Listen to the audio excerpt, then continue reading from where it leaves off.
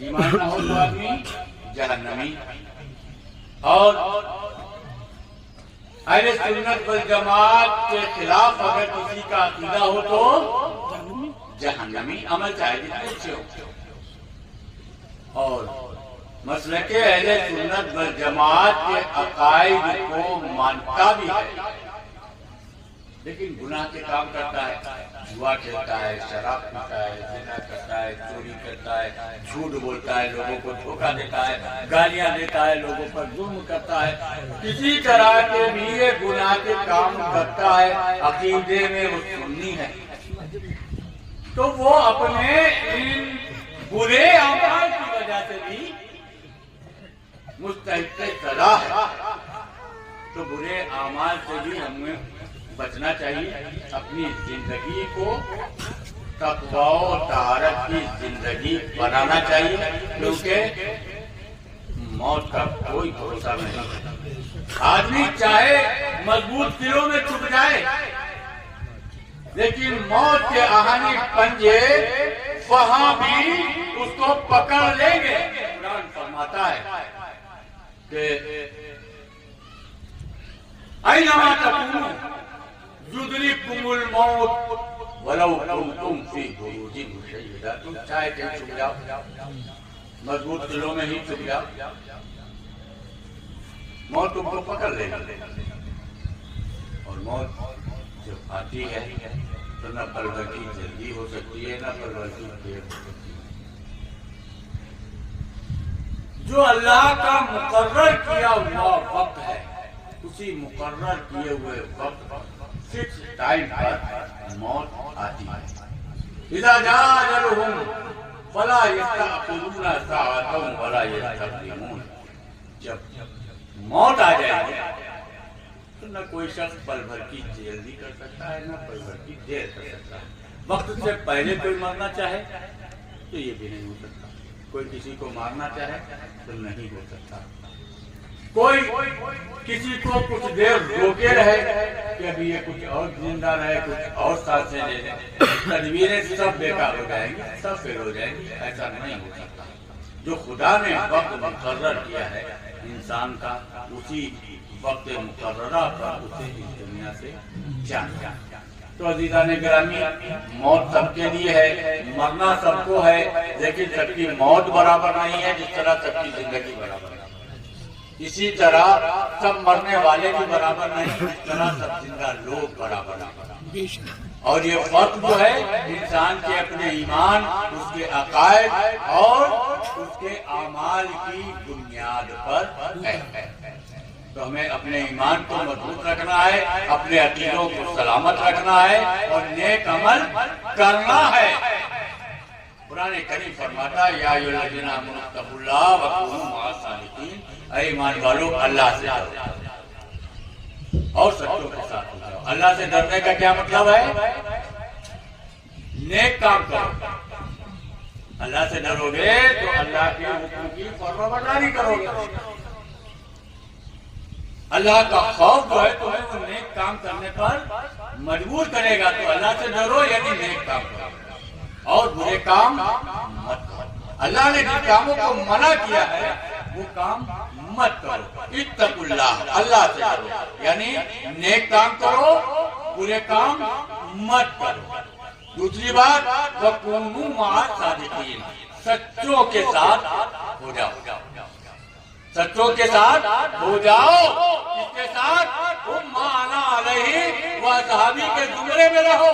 ادھر ادھر مت بھاگو. جو تم کو جماعت اہل سنت سے عقائد مل رہے ہیں, جو سبق مل رہا ہے اس کو مضبوطی کے ساتھ پکڑے رہو, اسی پہ قائم رہو. وَكُونُوا مَعَ الصَّادِقِينَ, سچوں کے ساتھ ہو جاؤ. اور اگر تم کو نہیں آتا ہے, نہیں معلوم ہے تو علم والوں سے پوچھو. قرآن کریم فرماتا ہے فَاسْأَلُوا أَهْلَ الذِّكْرِ إِن كُنتُمْ لَا تَعْلَمُونَ. اگر تم نہیں جانتے ہو تو علم والوں سے پوچھو. یہ نہیں کہ آپ نے موبائل ہاتھ میں لے لیا اور انٹرنیٹ پہ جو ہے شروع ہو گئے سرچ کرنے. تمہیں نہیں معلوم ہے کہ کون مولوی کس طریقے کا, تم نہیں جانتے ہو. تمہیں نہیں معلوم ہے کہ یہ کتنی گڑبڑ کر رہا ہے؟ پڑھتے قرآن کم ہے، حدیثیں سناتے ہیں، لیکن اسی میں ایسے ایسے جھانسے ہوتے ہیں، ایسے ایسے دھوکے ہوتے ہیں، تم نہیں سمجھ سکتے ہو۔ تم نہیں سمجھ سکتے ہو کہ یہ انٹرنیٹ پہ یوٹیوب پہ جو مولوی صاحب بیٹھے ہوئے ہیں، گوگل پہ جنہوں نے اپنی پوسٹ چھوڑ رکھی ہے، انہوں نے کتنا بڑا دھوکہ دیا ہے قرآن کے نام پر، حدیث کے نام پر۔ تو تم کسی ایسے آدمی کی تقریر مت سنو، کسی ایسے آدمی کی تحریر مت پڑھو۔ اچھی طرح یاد رکھو، پیغمبر اسلام صلی اللہ تعالی علیہ وسلم نے پہلے ہی یہ بشارت دے رکھی ہے نا کہ میری امت 73 فرقوں میں بڑھ جائے گی۔ کون؟ کلمہ پڑھنے والے، لا الہ الا اللہ محمد رسول اللہ پڑھنے والے۔ سب تم کو لا الہ الا اللہ محمد رسول اللہ پڑھتے نظر آئیں گے، کبھی کہیں گے کہ نماز پڑھ رہے، کبھی کہیں گے کہ زکات پڑھ رہے، حج پڑھ رہے، روزہ پڑھ رہے، قرآن سب کے پاس ہوگا، حدیثیں سب کے پاس ہوں گی، اس کے باوجود ایک کے علاوہ سب جہنمی ہے، مجھے نے فرما دیا۔ بے شک ایک کے علاوہ سب جہنمی ہیں۔ وہ اپنے آپ کو سمجھتے ہیں کہ ہم جنتی ہیں، ہم حق پر ہیں۔ یہ ان کی غلط فہمیاں ہیں، غلط فہمیاں ہیں، غلط فہمی کا شکار ہیں اور اپنی گمراہی میں پھنسے ہوئے ہیں۔ اللہ کا فضل و کرم ہے کہ ہمارے لیے ہمارے ائمہ ہدایت موجود ہیں، بے شک بے شک سبحان اللہ، اولیاء کرام موجود ہیں، جن کا راستہ صراط مستقیم ہے۔ تو ہمیں صراط مستقیم اولیاء کرام سے ملا ہوا ہے، ہمیں اسی پر قائم رہنا ہے، اولیاء کرام کے راستوں کو چھوڑنا نہیں ہے۔ تو فرقے کی بنیاد پر بھی، غلط عقیدے کی بنیاد پر بھی آدمی جہنم میں جائے گا، اور بدعملی کی بنیاد پہ بھی، تو بدعملی سے بھی بچنا ہے، بدعقیدگی سے بھی بچنا۔ ہاں، بدعملی سے زیادہ برا بدعقیدہ ہو جانا ہے۔ بدعقیدگی جو ہے، فسق عقیدہ جو ہے، وہ فسق عمل سے زیادہ برا ہے۔ عقیدہ خراب ہو جائے تو عمل کے خراب ہونے سے زیادہ برا ہے۔ لوگ سوچتے گئے وہ تو فلاں ہے، بڑا نمازی، پکا نمازی ہے، عبادت گزار، اور یہ تو جھوٹ بھی بول لیتے ہیں، یہ تو کہیں کہیں ڈنڈی بھی مار دیتے ہیں۔ مت دیکھو جو پکا عبادت گزار ہے، دیکھو یہ جو اس کا عقیدہ کیا ہے۔ بے شک بے شک سبحان اللہ، فسق عقیدہ جو ہے وہ فسق عمل سے زیادہ خراب ہے۔ سمجھ میں کیا رہا؟ بہت صاف شفاف کپڑے پہنے ہوئے ہے، پکا نمازی ہے، اور اس کے دل میں چور ہے، کھوٹ ہے، عقیدہ خراب ہے۔ یہ نمازیں ہمارے کسی کی کام کی نہیں ہیں۔ حضور نے فرما دیا کلھا فی النار، 72 فرقے جہنمی ہیں۔ تو چورا مت دیکھو، ظاہری عبادت مت دیکھو، بلکہ عقیدہ اگر اس کا اہل سنت والجماعت کے عقیدے کے مطابق ہے تو اس پر ہمیں یقین کرنا چاہیے، اس کی ہمیں پیروی کرنا چاہیے۔ تو ہم کو جو کچھ معلوم کرنا ہے، جو نہیں جانتے ہیں، اپنی جان پہچان کے اپنے معتبر علماء سے پوچھیں، انٹرنیٹ پر سرچ کرنے نہ بیٹھ جائیں۔ آپ کو نہیں معلوم ہے کہ اس میں کون سا مولوی کس فرقے کا ہے، بے شک تو انٹرنیٹ پہ سرچ کرنے کی ضرورت نہیں ہے۔ بھٹک جاؤ گے، گمراہ ہو جاؤ گے، اپنے بچوں کو بچا کے رکھو۔ یہ ہمارے بچوں کو گمراہ کر رہا ہے موبائل، اس سے اپنے بچوں کو بچا کے رکھو۔ اس میں تو ہر فرقے کے لوگ، ہر مذہب کے لوگ اپنی اپنی پوسٹیں ڈالتے ہیں، اپنے اپنے ویڈیو ڈالتے ہیں۔ تم کس کی سنو گے، کس کی مانو گے؟ جو ایک مسلک تمہارا 1400 سال سے چلا آ رہا ہے، مسلک اہل سنت والجماعت، اس کی حمایت کرنے والے علماء سے آپ اپنے مسلک کے بارے میں دریافت کریں۔ آپ یہ مت سوچو کہ فلاں قرآن پڑھ رہا ہے اور ہمارے مولوی صاحب نے تو قرآن نہیں پڑھا، وہ تو قرآن سے دلیل دے رہا ہے۔ مت سوچو، پڑھ رہا ہوگا لیکن وہ بہت بڑا دھوکہ دے رہا ہوگا جسے تم نہیں سمجھ پاؤ۔ یہ علماء کا کام ہے. وہ حدیث پڑھ رہا ہوگا لیکن اس کی نوعیت کو تم نہیں سمجھ پاتے ہو. یہ علماء کا دین کا کام ہے. تو آپ کے علماء، آپ کے محققین جو آپ کو بتلائے آپ اسے. باقی دنیا میں ہر طریقے کے فرقے اور تفریقوں میں علماء ہیں، مفتی ہیں، ان پر جانے کی ضرورت نہیں ہے. تو موت جو ہے کب آ جائے، کس کو آ جائے، یہ کچھ نہیں کہا جا سکتا.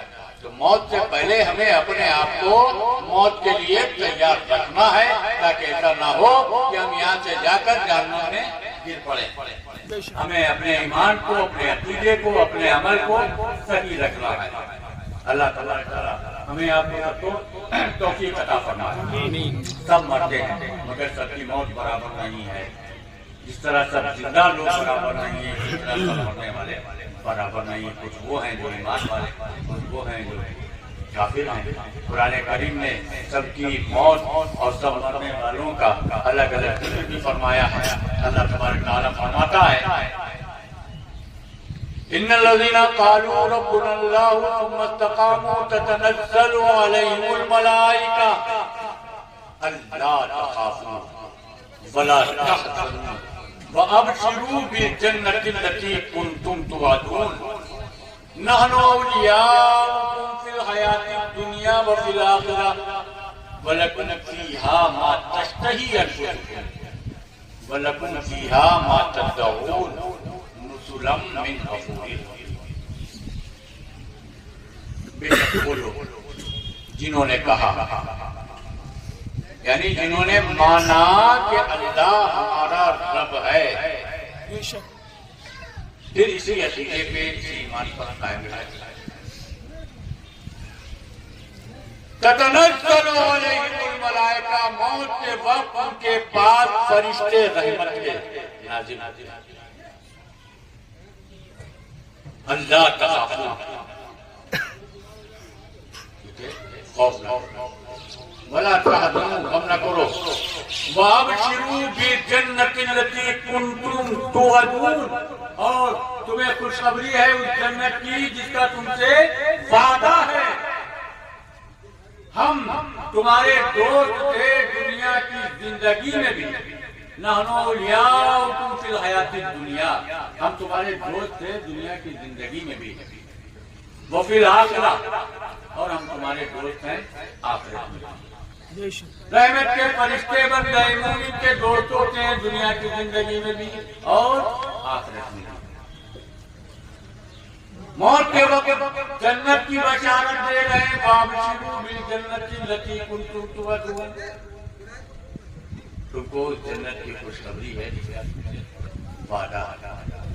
موت کے وقت رحمت کے فرشتے کہتے ہیں نہ موت کرو، نہ غم کرو، تمہیں خوشخبری ہے اس جنت کی جس کا تم سے وعدہ ہے.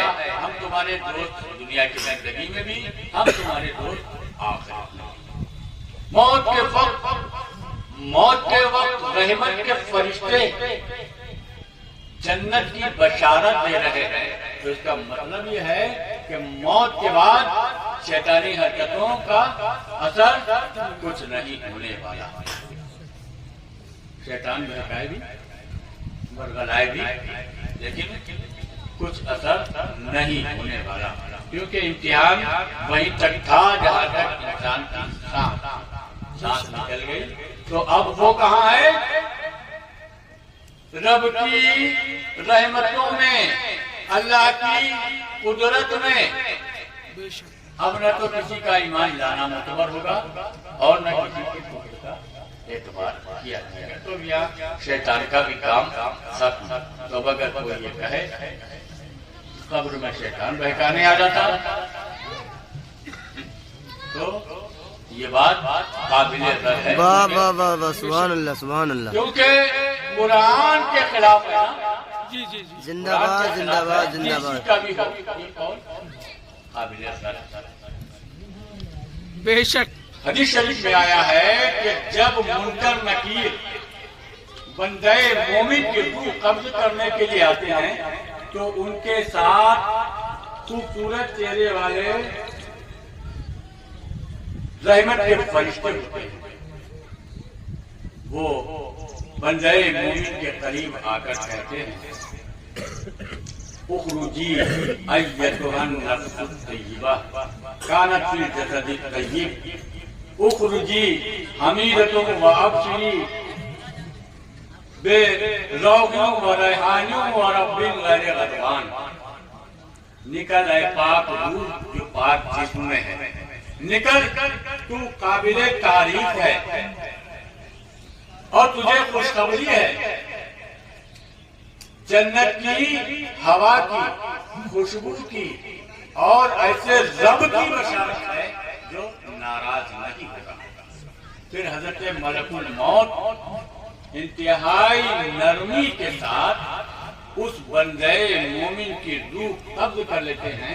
حدیث میں آیا ہے کہ جس طرح ماں اپنے دودھ پیتے ہوئے بچے کے منہ سے پستان نکال لیتی ہے، بچے کو کوئی تکلیف نہیں ہوتی، اسی طرح بندے مومن کی روح حضرت ملک الموت قبض کر لیتے ہیں، پھر ان کو آسمانوں کی طرف لے جاتے ہیں تو ملائکہ آسمانی اس بندے مومن کی روح کا استقبال کرتے ہیں۔ لیکن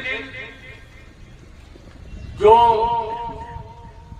کفر کرتے ہیں، کفر کے حال میں آتے ہیں، ان کے بارے میں قرآن فرماتا ہے وَلَوْ تَرَىٰ إِذِ الظَّالِمُونَ فِي غَمَرَاتِ الْمَوْتِ وَالْمَلَائِكَةُ بَاسِطُو أَيْدِيهِمْ أَخْرِجُوا أَنفُسَكُمْ الْيَوْمَ تُجْزَوْنَ عَذَابَ الْهُونِ بِمَا كُنتُمْ تَقُولُونَ عَلَى اللَّهِ غَيْرَ الْحَقِّ وَكُنتُمْ عَنْ آيَاتِهِ۔ اے محبوب صلی اللہ علیہ وسلم، کاش آپ وہ منظر دیکھیں جب ظالم لوگ موت کی سختیوں میں مبتلا ہوں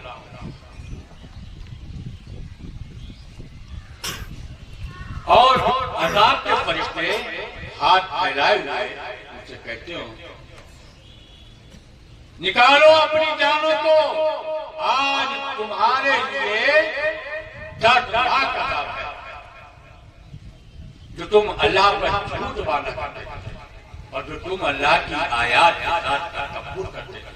حدیث میں آیا ہے ملک الموت اپنے ساتھ عذاب کے ڈراؤنے شکل کے فرشتوں کو لے کر آتے ہیں اور ان کے ساتھ جہنم کا بدبودار کاٹ دیتا ہے۔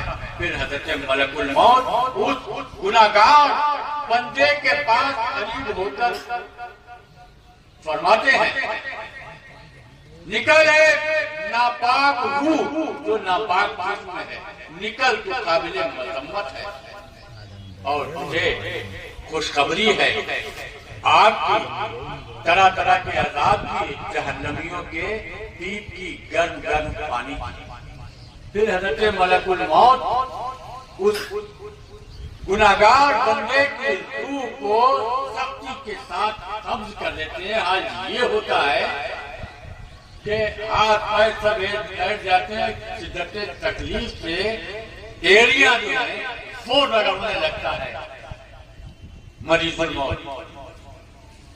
حضرت ملک الموت اس کی روح کو بدبودار ٹاٹ میں لپیٹ کر آسمانوں کی طرف پرواز کرتے ہیں تو ملائکہ آسمانی اس کا استقبال نہیں کرتے بلکہ دھتکارتے پھٹکارتے ہیں۔ کہنا یہ ہے کہ مرتے سب ہیں لیکن سب ایک طرح کے نہیں ہوتے، کچھ لوگ اللہ کی رحمتوں میں ہوتے ہیں اور کچھ لوگ اللہ کے عذاب میں ہوتے ہیں۔ تو رحمتوں میں کون ہوتے ہیں؟ رحمتوں میں وہ ہوتے ہیں جن کا ایمان صحیح ہو، عمل اچھا ہو، اور اللہ کی لعنت وہ لوگ اللہ کے عذاب میں ہوتے ہیں۔ اس لیے ہمیں مرنے سے پہلے اپنے ایمان کو درست رکھنا ہے، اپنے عقیدہ اہل سنت پر جماعت پر قائم رہنا ہے اور نیک عمل کرنا ہے۔ جو اللہ نے حرام کیا ہے اسے نہیں کرنا ہے، جو اللہ نے فرض کیا ہے اسے کرنا ہے۔ اسی طرح جو ہے لوگوں کی قبریں بھی ایک جیسی نہیں ہوتی، بے شک جیسے مرنے والے ایک جیسے نہیں ہوتے ویسے قبریں بھی ایک جیسے نہیں ہوتی. جیسے دنیا میں سب کے گھر ایک طرح کے نہیں ہیں, کسی گھر میں بہت عیش و آسائش ہے, کہیں جو ہے دقتیں پریشانیاں ہیں. جی کسی طرح قبروں کا بھی حال ہے کہ قبریں بھی سب کی ایسا نہیں ہوتی. حضور صلی اللہ تعالیٰ علیہ وسلم نے فرمایا بندہ مومن کے بارے میں کہ بندہ مومن کی جب بندہ مومن کو جب قبر میں رکھا جاتا ہے تو منکر نکیر اس سے سوال کرنے آتے اور پوچھتے ہیں من ربک, تیرا رب کون ہے؟ مومن ہے جواب دیتا ہے ربی اللہ. کیا کہتا ہے؟ ربی اللہ, میرا رب اللہ ہے. مومن کیا کہے گا؟ ربی اللہ, میرا رب اللہ ہے. فرشتے پوچھیں گے ماں دینوں کا, تیرا دین کیا ہے؟ بندہ مومن ہے کیا جواب دے گا؟ دین اسلام, میرا دین اسلام ہے. فرشتے پوچھیں گے ماں تقولو فی حق ھذا الرجل, اس وقت رسول اللہ صلی اللہ علیہ وسلم کا چہرے مبارک مردے کو, میت کو دکھایا جائے گا. فرشتے پوچھیں گے ماں تقولو فی حق ھذا الرجل, اس آدمی کے بارے میں کیا کہتے ہو؟ مومن ہے تو کہے گا کہ یہ ہمارے رسول ہیں, یہ ہمارے سردار ہیں, یہ ہمارے آقا ہیں. مومن ہے تو جواب دے گا کہ ہمارے نبی ہیں. لیکن جو کافر ہوگا اس سے پوچھا جائے گا من ربک, تو کہے گا لا لا. ماں دینوں کا, تیرا دین کیا ہے؟ کہے گا لا دی ہے, میں نہیں جانتا. اس آدمی کے بارے میں تیرا کیا خیال ہے؟ وہ کہے گا ہے میں نہیں. بندہ مومن جب صحیح سوالوں کے جواب دے دیتا ہے تو پھر آواز آتی ہے صدقہ, میرے بندے نے سچ کہا. فَفْرِشُوهُ مِنَ الْجَنَّةِ, اس کے لیے جنت کا بچھونا بچھاؤ. وَالْبِسُوهُ مِنَ الْجَنَّةِ, اسے جنت کا لباس پہناؤ. وَافْتَحُوا لَهُ بَابًا إِلَى الْجَنَّةِ, اس کی قبر میں جنت کی طرف سے دروازہ کھول دو. ساتھ ہی اس کی قبر اتنی چوڑی کر دی جاتی ہے, اتنی وسیع کر دی جاتی ہے کہ جہاں تک نگاہ پہنچے, حد نگاہ تک اس کی قبر چوڑی ہو جاتی ہے. جس کی بندہ مومن کی. کون کرتا ہے؟ ہم آپ ہروے چلا کے, جس کی ہم چاہیں گے چوڑی کر دیں گے, جس کی ہم چاہیں گے تنگ کر دیں گے. کون کرتا ہے؟ اللہ کرتا ہے. وہاں انسانوں کا کوئی دخل نہیں. مرنے کے بعد انسانوں کا کوئی دخل نہیں ہے. انسان تو عموماً اتنی ہی قبر رکھتے ہیں. نہ کسی کی چوڑی کر دی جاتی ہے, نہ چوڑی کرنے سے کسی کی چوڑی رہ سکتی ہے, نہ تنگ کرنے سے کسی کی تنگ رہ سکتی ہے. بندہ مومن کی قبر کو حد نگاہ تک چوڑا کر دیا جاتا ہے حضور صلی اللہ علیہ وسلم. اور اگر بندہ مومن نہیں ہے, کافر ہے, وہ سوالات کے صحیح سے جواب نہیں دیتا تو آواز آتی کاذب, جھوٹا ہے. فَفْرِشُوهُ مِنَ النَّارِ, اسے جہنم, اس کے لیے جہنم کا بچھونا بچھاؤ. وَالْبِسُوهُ مِنَ النَّارِ, اس کو آگ کے کپڑے پہناؤ. وَافْتَحُوا لَهُ بَابًا إِلَى النَّارِ, جہنم کی طرف سے اس کے لیے دروازہ کھول دو. تاکہ ہی اس کی قبر اتنی تنگ کر دی جاتی ہے کہ دائیں کی پسلیاں دب کر بائیں اور بائیں کی پسلیاں دب کر دائیں. یہ سب کے ساتھ ہوتا ہے یا کسی ایک دو آدمی کے ساتھ؟ کوئی اللہ کا قاعدہ ہے تو یہ سب کے ہی ساتھ ہوگا. جو مومن ہے تو اس کی قبر حد نگاہ تک چوڑی کی جائے گی. اس کی جو مومن ہے اس کی قبر کو چوڑا کر دیا جائے گا. کون کرے گا؟ اس کے گھر والے, اس کے وارثین. کوئی صاحب کہنے میری قبر اتنی گہری کھود دینا تو اس کی خودی بھی رہ جائے اتنی گہری. واہ واہ واہ واہ واہ, کیا بات. ارے تم اگر کسی کی قبر تنگ کر دو, بالکل ٹھوس ٹھوس کے میت کو رکھو, اور اگر اللہ کی رحمتیں ہیں اس پر, اللہ اس سے راضی ہے تو اس کی قبر وہی تنگ رکھو, حد نگاہ تک چوڑی ہو جائے. تو یہ کسی انسان کا اختیار نہیں ہے کہ وہ چوڑی کرے. کہہ دینا کہ ہاں جو ہے ہماری قبر اتنی گہری کھول دینا, سبحان اللہ, حدیث کے خلاف ہے. کیا بات. उनका अकीदा ये अकीदा तो हदीस के खिलाफ है। किसी की कब्र तंग हम रखें तो उससे कुछ नहीं होता, किसी की चौड़ी हम कर दें तो उससे कुछ नहीं होता। जिसकी अल्लाह चाहेगा वही करेगा, जिसकी अल्लाह चाहेगा तंग करेगा। रिवायात में आया है कि बाद सालिहीन अपनी कब्रों में नमाजें पढ़ते हैं। हम क्या कब्र में इतनी जगह बनाते हैं कि कोई नमाज पढ़ पाए? रिवायात में आया है कि बाद उसका कब्र में जब रसूलुल्लाह सल्लल्लाहु अलैहि वसल्लम की ज़ियारत से मुशर्रफ होते हैं तो हुजूर सल्लल्लाहु अलैहि वसल्लम का तवाफ करने लगते हैं। सुभान क्या हम कब्रें इतनी चौड़ी सबकी खोदते हैं कि लोग तवाफ करने लग जाए? तो ये कौन करता है? अल्लाह करता है। जब हमको इस्लाम ये अकीदा दे रहा है कि मरने के बाद बाकी सब अल्लाह की कुदरत से होता है, तो फिर ये जहालत है कि कोई ये वसीयतें करे कि उसकी कब्र में इतनी गहरी खोद दी जाए, या फिर अकीदा है इस्लामी के खिलाफ, उसका ये बातिल अकीदा, बातिल नजरिया है। अकीदा नहीं है। तो जिस तरह सबके घर यकसा नहीं होते, इसी तरह सबकी कब्रें भी यकसा नहीं होती। जिस तरह मरने वाले सब यकसा नहीं होते, जिंदा यकसा नहीं होते, उसी तरह सब मरने वाले भी यकसा नहीं होते। और ये फर्क जो है इंसान के आमाल का, अकीदे का और ईमान का होता है। जिनके ईमान, अकीदे और अमल अच्छे होते हैं उन पर अल्लाह की रहमतें होती हैं, उनकी मौत रहमत भरी मौत होती है, उनकी कब्र ऐशो आसाइश की जगह होती है, रोज़तुल मिन रियादिल जन्नह होती है। बेशक जन्नत की क्यारियों में से क्यारी होती है बंदे मोमिन की कब्र। बेशक बेशक।